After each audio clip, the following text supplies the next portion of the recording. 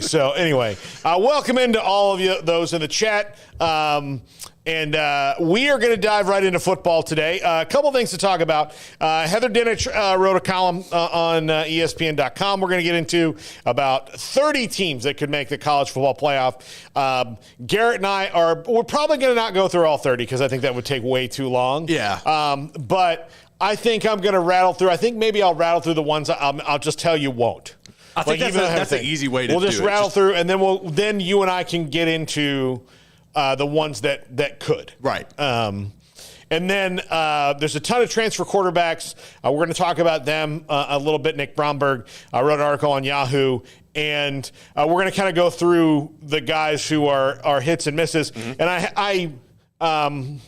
I have a little bit of insight on DeQuan Finn at Baylor and where they were in the spring. I'm very curious as practice starts today for the Bears, where that ends up, and we'll talk about that in the second segment. And I know the one that everybody's looking forward to is my big presidential platform reveal. Oh, yeah. And I think Emory would be down with this. I think we need to shoot some commercials where I'm like bullshitting on a farm, like they do, like somebody oh, this is me putting up a fence. I'm one of you kind of a thing. And you're like those, like that actually, I'll just tell you this. In my presidential reign, if it was ever true, I'd be like, listen, here are what political commercials are. You get up and you have your 30 seconds and you say, this is what I think your tax rate should be. And you put that graphic on the screen. That's all you have to say. That's all you need. That's all you need. You're not going to be like, my opponent did. No. You talk about you. Yeah. You talk about you. Gas yourself up because I don't need to hear about everybody else. Yeah, look, I know that you think he sucks. I'm well aware. You wouldn't be running, if you thought he was awesome, you wouldn't be running against him. Yeah. Like Garrett, if you and I were running for office and I was like, Garrett's pretty damn awesome, I don't think I'm going to run. I think he'd do a better job than me. I mean, that's not the ego, point, right? right? But that's the thing. It's like a lot of people in that scenario, like you got to check your ego, especially in those situations. Yeah. But so that's why, I don't need to know that you think that this guy sucks. Yeah. I don't need to know that you like. The fact that you guys are running for the same job leads me to believe that you both think each other sucks. Right. And that you would do a better job. I don't need to know why you think he sucks. I don't. That's a waste of air. I need to know why you're good. Yep. Your interview, when I go into a job interview in my life, and it's been a long time since I've had one in earnest, and not because I've had this job for a long time. I didn't really interview for it. It was just kind of do you want to do it? Right. I have new things I'm doing we're partnered with Rogue Media now. That wasn't really an interview process. It was more just a plan of how to merge these two things together, right?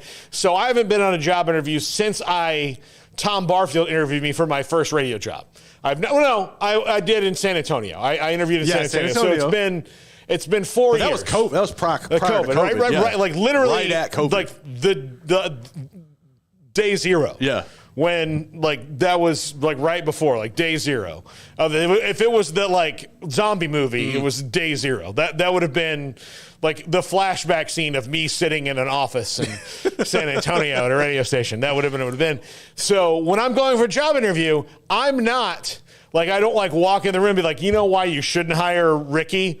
He sucks. No, here's why you should hire Paul. Right. We're not talking about Ricky. I don't even want you to think about, as a matter of fact, I don't even want you to think about Ricky. Yeah, it's centrally focused. I want Ricky to walk in the door and be like, oh, shit, Ricky's here. All right, I guess we got to do this one. Blah, blah, blah, blah, blah, blah, blah, blah. We're hiring Paul. That's what I want. I don't want you to think about him at all. I want him to go in already handicapped because I didn't even mention his name. Yep. I didn't even talk about it. And even they said well, what do you think about Ricky? I'd be like, who's Ricky? Yeah. That's what I would do.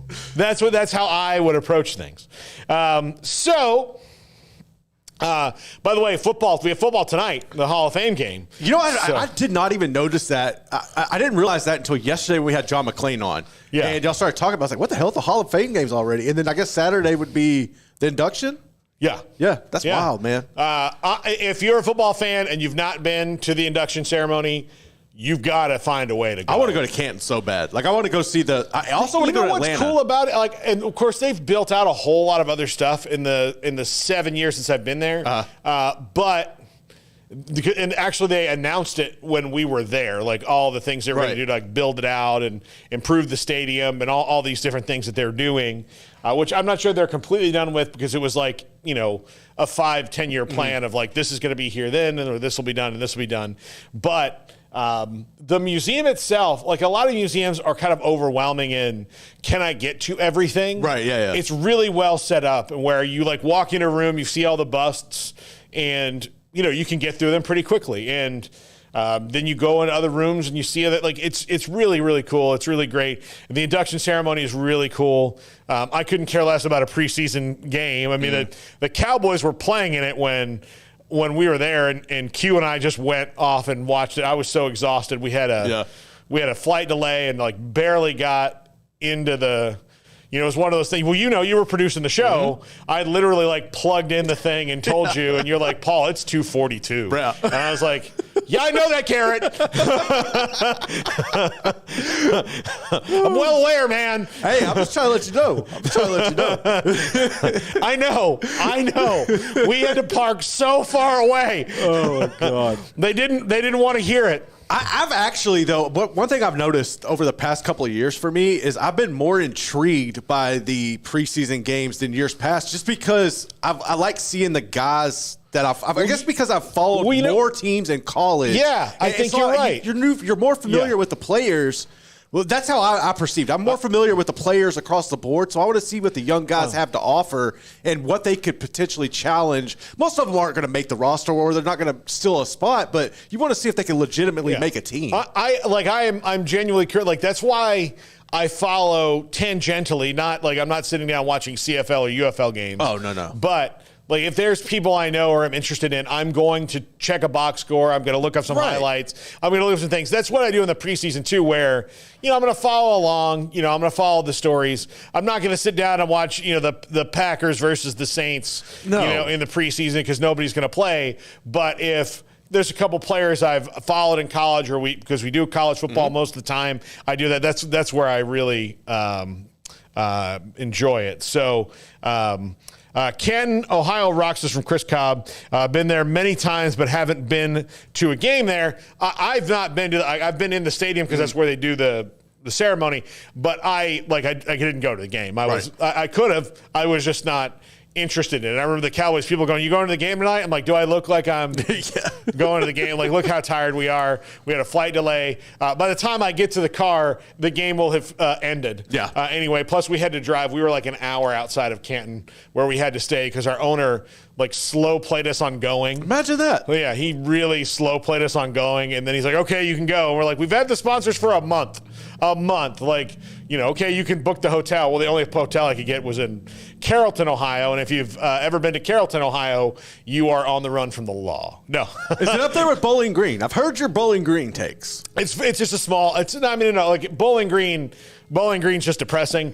Carrollton's not depressing. It's just a small, like it's a little bit more than a 1 stoplight town, but it's no more than a 3 stoplight town. Kind of like a McGregor or something? Yeah, it's just like, it's small. There's nothing there. Yeah. Like, you know, like they've got that. It's, you know, so it just mostly, like, if you were staying in a hotel there, you're like, you're trying to go on the back roads because the mob's after you or something. You're like mud. Yeah, exactly. Yeah, exactly. So let's dive into this college football playoff possibilities, Garrett. So I'll start at the bottom with the teams that are, you know, that she listed that have a shot. Texas Tech is 30th. No. I don't think no. I mean, like, I think they're going to be good. I don't think they're going to be playoff good. Everything, like, nothing can go wrong for them. No. I mean, not one thing can go wrong. I think for me, like, I really bought into them last year. And I think they're going to be better Obviously, you got to keep your quarterback healthy. That's been their biggest issue. And then being able to win consistently away from Lubbock because they can hold it down. It's not a problem at Jones Stadium, but they're going to be good. I think they can shake things up in the Big 12, but they're not playoff contenders. She has Utah at 29th. I have Utah way higher than that. I think Utah. Yeah, there's a few on here. I'm kind of like, what? Yeah. Oklahoma State, I don't think is going to make the playoff. USC, I don't think is going to make the playoff. Auburn's not going to make the playoff. NC State is going to ruin, they're going to ruin one of those ACC teams' chances of making the playoff, but they're not going to be quite that good, but they're going to, maybe two of them. I mean, they're going to be that. UTSA, they have as good a chance. UTSA has as good a chance as anybody in the group of five. To make it. Memphis and Boise, I think, were your top three. And USF, too. There's a few USF, of them. Yeah. Arizona, probably not going to make the playoff, but will be really good. Boise State, again. Possible. Yeah. SMU, I think they might, here's the thing. They could wind up in the ACC title game because they don't really have that tough of a schedule. So, and they're a good team. And I'm not dogging their schedule. Their schedule that they made. I mean, they play TCU. That's a hard enough conference. We went over it yesterday. They're not playing Florida. Or they're playing Florida State, but that's it out of the Big Three. Yeah. So they've got in the ACC, so they don't have to worry about a lot of that. Right? So I think it would be cool to see SMU, especially in the first go run of this. But I'm not sold yet. I do think that they're going to be a regular contender in the ACC, though. I think they are. Miami, she's got it 20th. I put them a little bit higher than 20th to make that. Again, their schedule, they play Florida. They play Florida A&M, South Florida, and Florida State. So that's all in-state schools. They're outside of Florida A&M. I mean, it's kind of toss-ups with those. Yeah. So I think that, and again, they've got to win all those games to make the playoff. Their toughest in-conference game, it's looking like at Louisville, which we still don't know really what Louisville's going to be this year. Florida State they have at home, so that one might not be, but still I think probably their toughest game. Louisville, we'll see. She's got them ranked right above. If Tyler Shuck plays, they're probably going to be really good, but he's never made it through a season healthy. At this point, I can't trust him.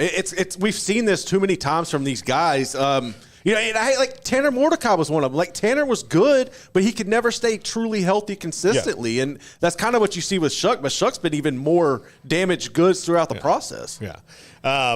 She is Ole Miss at 18th.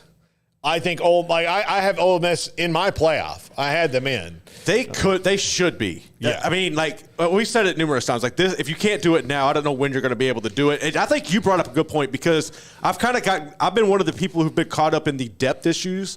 But after kind of hearing what they did through the JUCO, right? Because that gets lost in the shuffle, man. You don't ever hear about JUCO now with NIL and transfer portal.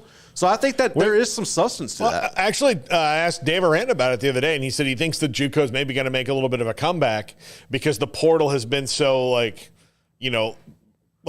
the faucet's either totally on or totally off, and then you've got these JUCO kids that are all pretty good, especially for depth pieces. But see, you also have a whole group of high school kids who didn't get properly recruited, through a couple of cycles, who probably have D1 talent. Well, we've always known there's been D1 talent at JUCOs, mostly SAT issues and stuff. But if you're not having roster spots because everybody's bulked up these rosters because of these 5 and 6 year players, there's probably a ton of talent in the JUCO There's a ranks. Million reasons you wind up at a JUCO. There really are. There's a million reasons individually. Now you can clump a large group of them into super talented guys who are also super well versed in the art of dumbassery. They just do dumbass things and need to maybe learn how to be an adult for a little while in a setting that's easier for them to do that. Yeah, sometimes you need to go to a smaller environment. Yeah, you go to a JUCO, it sets expectations, but it doesn't set them on you in a pace that you can't handle. And if you can't handle JUCO, you can't handle anything else. Some people need to and again, you grew up in a different environment. You grew up this is all, sometimes guys are really, really talented athletes and they get coddled and then, reality hits them and like not to say that athletes don't get coddled. And believe me, they get coddled in certain ways, but also because there's so much money on the line, you produce or you go. Yeah. Like that's just how it is now. And I think what Lane Kiffin has done through the JUCO is being very underlooked when it comes to an overall team depth and an ability to withstand injuries. You're going to lose a star here and there. It's not going to be able to play for a couple weeks. Right. Can you get by, and maybe a game that you would have won by 17 points, you win by 8 because you don't have this X factor guy there. Like Bama last year against South. Yeah. Yeah. But can you get by without a star for a couple weeks? That's what true depth is. Mm-hmm. Now, anybody who loses their big players for a whole season, I mean, there's nobody that really overcomes it that much. Like all the stories that you think of, like you could probably think of 5 to 10, but there's 150 college football seasons that we're talking about at this point, or 120 that this team was national championship caliber. They lost their starting quarterback, their best wide receiver, 2 offensive linemen, their best defensive player all got hurt the wrong time. They lost 3 games and they weren't really. They couldn't hold because nobody can. No. The talent is a finite resource. It's not even for great teams. Like there are teams that are, maybe this far below you. You have those guys that are out. They win the game and you're out of the thing. Yeah. So, anyway, moving on. A&M at 17th. I would put them behind Utah. I'd put them more. I would definitely put them. I would put them in the 20s. I think they have a shot to make it for sure. But again, much like Tech, everything has to go perfect for A&M, and unfortunately for A&M, and this is Mike Elko's first year, so he has gotten to experience this when he was an assistant coach. Yeah. Nothing ever does. No. There's always bad news around the corner. Given as long as it's been since they've won a national title, which was 1939, we weren't in World War II yet. No. We were 2 years out of Pearl Harbor. We were still deciding if we wanted to get involved in that. And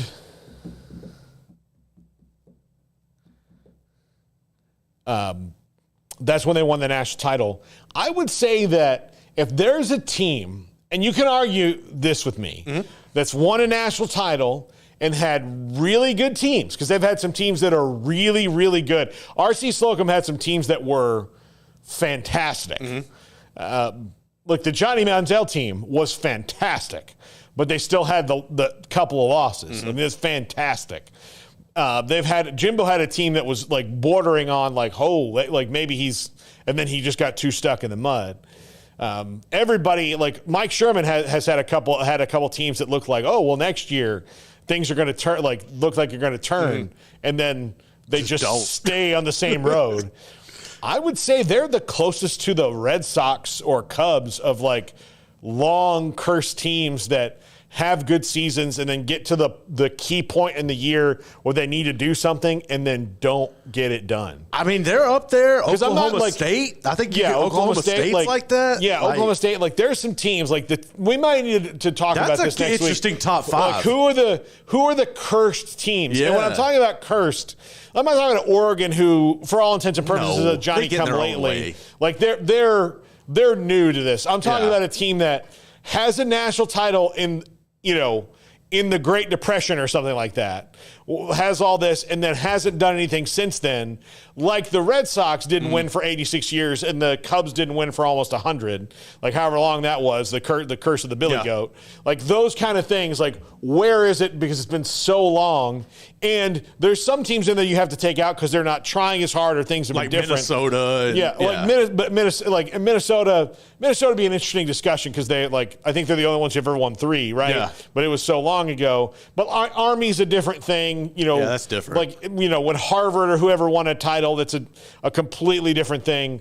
I'm talking about a program that for its entire existence has been trying to win one and only did it in 1939. Bear Bryant was there and had the Heisman Trophy winner, and they didn't win it in 1957. Nope. And they got close, and then he left and went to Alabama and became one of the greatest coach of all time. for a while till Nick Saban. Yeah, like so, those. I wonder. Let me go to the chat and see if anybody has a. I'm just trying to think. Like when you said that, Oklahoma State immediately popped into my head. Yeah. Man, I don't know. Like that's a good. I have to sit down. Yeah, like on who that are one. the cursed? Because there's not really that many. No. TCU might be in there, right? And they've gotten close. Yeah. Look, here's the thing: TCU won back in the day, right? Then Doak Walker, they were great, one of the best teams. They finally get back to where they're in the national championship game, and they lose 65-7. Yeah, like that's a little bit of. Did Syracuse win one with Jim Brown or with Ernie Davis? Ernie Davis. They could be in the mid. I can't remember if they won one or not. But those are that's a good exercise to look into, though. Yeah, we'll have to look into that. We'll talk about it. I'll talk about this next week. The cursed teams. Yeah. Like who's really cursed. Yeah. And what is the reason for the curse. Yeah, I like that. And because you look at some teams, that haven't won one, but they haven't been trying for as long. Mm-hmm. I'm talking about teams that have been trying legitimately going in. Since Franklin Delano Roosevelt. Yeah. When the last time they, their season winner, like they won a national title and then they lost a bunch of guys to Korea, so they couldn't do the next, like those kind of things. That's what I'm curious about. So you had a national title, you're a great program then, but what happened? But what happened? There's really no one in the SEC that fits this mold. That's what I was trying to think. Like, Georgia Tech, maybe? But Georgia Tech won in the 90s. And I was so that's not even that long. Man, that's a hell of an exercise. If a Georgia Tech fan and an A&M fan and a Minnesota fan and an Oklahoma State fan were talking about how long it's been, like A&M's like, oh, yeah, man, there weren't even televisions when we last won. And Georgia Tech's like, oh yeah, we were in season 4 of Cheers. So I don't think that they count. God. They don't count in that. Let's see. Then we're in the 16. Look, Kansas State. Why is Kansas State at 16 and Utah at 29? Yeah, that doesn't jive with me. That does not compute to Again, me. you should flip A&M and Utah. Easily flip A&M and Utah. Kansas at 15, I would actually have Kansas State ahead of them. Yeah, I would have Kansas State ahead of them. LSU at 14, I'd actually have them a little bit lower. Yes. Although I think they could. They could. LSU should be at 18. I think you nailed it with I really think you got them. 18, yeah. Clemson at 13. Okay, I'll stick with they're in that range. They could make it. Yeah, they could make it. Early part of the season is really tough for them. Michigan at 12. Their defense is legit. FSU at 11. I think they're I told you. I think they're on them, dude. I think they're going to make it. I think they're going to win the ACC. I think they're going to be 10-2 and win the ACC. But I think they're going to win the ACC. Yeah. No, you're right. I don't know about DJU. I just think that Florida State was so talented last year, man. The receivers. Yeah. I just don't know how you replace that. I think you're going to see a team that runs a little bit more. I think you're going to see a team that their offensive line is really, really good. I think that's what the difference is going to be. And one of the things that DJU did not have at Clemson was the offensive line was dipping down. And that's why he's lost his juice on the fronts. That's why they're a 9-3 team and not a 12-0 team right now. Yeah. That's what's happened to Clemson. That's what's changed. Is the fronts, and then the skill positions will probably work themselves out. In that, you can skill guys are easier to get than linemen, but as far as defense, but he doesn't get the X factor guys when he can. As far as Florida State's defense, when you lose Trask and you lose Verse, do they have the dudes to back that up? Yeah. Joshua Farmer's back. Johnson's back, the guy that they, was one of the victims of the NCAA's arbitrary, we've changed the rule. It's retroactive to after you already thought you could do this, which I don't know how they thought they could win that in court and be like, how can somebody get in under a deadline and then you retroactively do things? Daryl Jackson's his name. Daryl Jackson, transfer from Miami, really good. Marvin Jones Jr., I think, is going to be excellent in Adam Fuller's defense. Is he going to be Jared Verse? No, they got Patrick Payton back. He's really good. So, yeah, they've lost a couple of studs. And they've lost 2 really good cornerbacks in Jerry Jones and Ronaldo Green. But Fentrell Cypress, Azareye'h Thomas played a ton last year. I think that, again, I think they are – and I also think they have the best – and I know I'm biased, but they have the best coach in the ACC right now. Right now, not Dabo's still a great coach, but the guy who is Mike Norvell's actually adapted. I'll give you that. The best coach, I'll give you the best coach in my mind, year to year is a changing thing. Next year it might be Mario Cristobal for all we know. It could be Dave Doran. It could be Rhett Lashley. It could be Rhett Lashley. The best coach year to year is just like the best team year to year. But right now, the guy who I think is hitting, checking all the boxes and hitting everything is Mike Norvell in that league. There's other guys doing Dabo's probably the second or third best any given year just because he's such a great coach, but because he's refusing to go to certain areas. Yeah, he's hindering himself. He's hamstringing himself. And then Oklahoma at 10th, I would put them get that. I would put them way lower. How are they? I don't understand how they're above Ole Miss. Yeah, I know. I understand brand-wise, year-to-year tradition, but if you just look on paper, what they have, you should at least flip them in Ole Miss. All right, do you know what would be the worst year for Texas ever? First year in the ACC, lose to Oklahoma, lose to A&M. Find yourself outside the playoff. That would be disastrous. There's no way that could happen. No way that's happening. I think that game on November 30th. A&M Texas? Yeah, throw it out the window. Throw whatever you think out the window. Yeah. The atmosphere is going to be that's going to get nuts, which is what you have with Oklahoma, Texas any year. Whatever you think before the game started only really applies a little bit. It doesn't apply. It's like one of those things that happens in spots because there's so much emotion. Tennessee at 9 would have them a little bit lower, but Missouri at 8. I think that's fair. Alabama at 7 is fair. Notre Dame at 6 is very fair. I did not have Notre Dame in my playoff, and here's why. I think they've got a couple of landmines on that schedule that could get them and keep them out. They do, and they have to be 10, if they're 10-2 or better, they're in.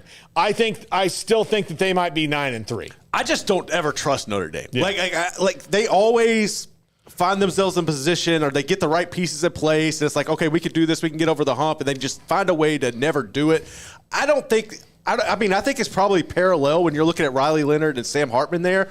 Now, the difference is going to be I think Riley's Leonard better, should have – he's better, but he's also in a position to have better playmakers help him out this year, whereas they had nobody outside last year. Yeah, absolutely. Penn State at 5, I'd have them lower.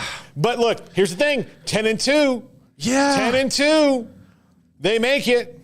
They do. I honestly hope, and I'm gonna if West Virginia can ruin all this early on. Yep. West Virginia can ruin all that early on. If they,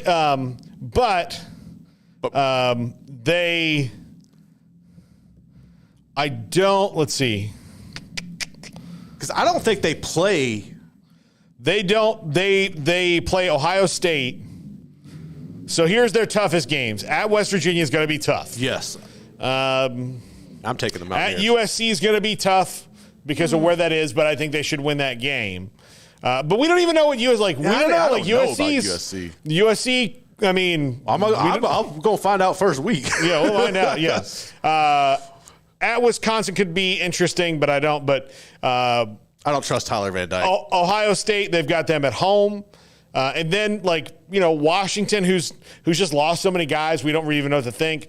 Purdue, Minnesota, Maryland to close it out. So 10-2. If they win that first game, then 10-2 is well within the realm of possibility. And a 10-2 Penn State team is in. Yeah, they should be. A 10-2 Penn State team is in.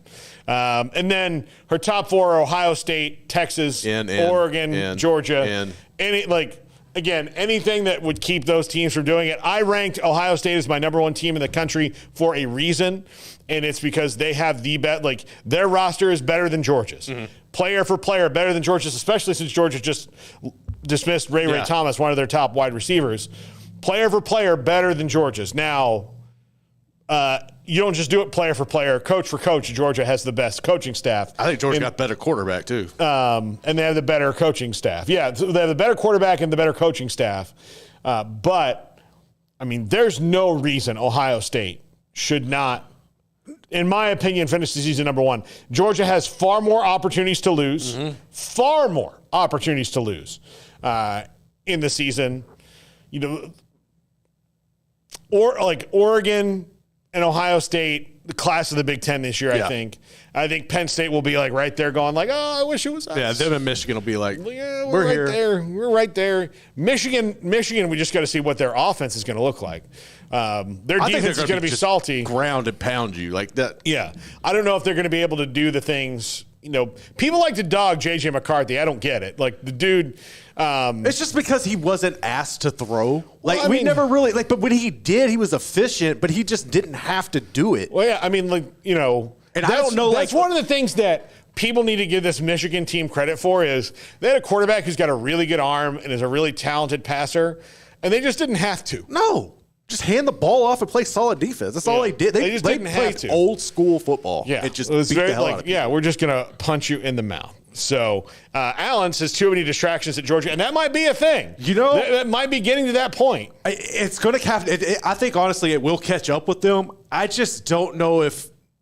I don't necessarily think there are too many distractions. I think they're going to be able to. I think the talent, the depth talent, will overcome the distractions this year for Georgia. Now, if things keep going and we keep seeing this, yeah, it's going to get off the rails within the next couple of years. Yeah, absolutely. So,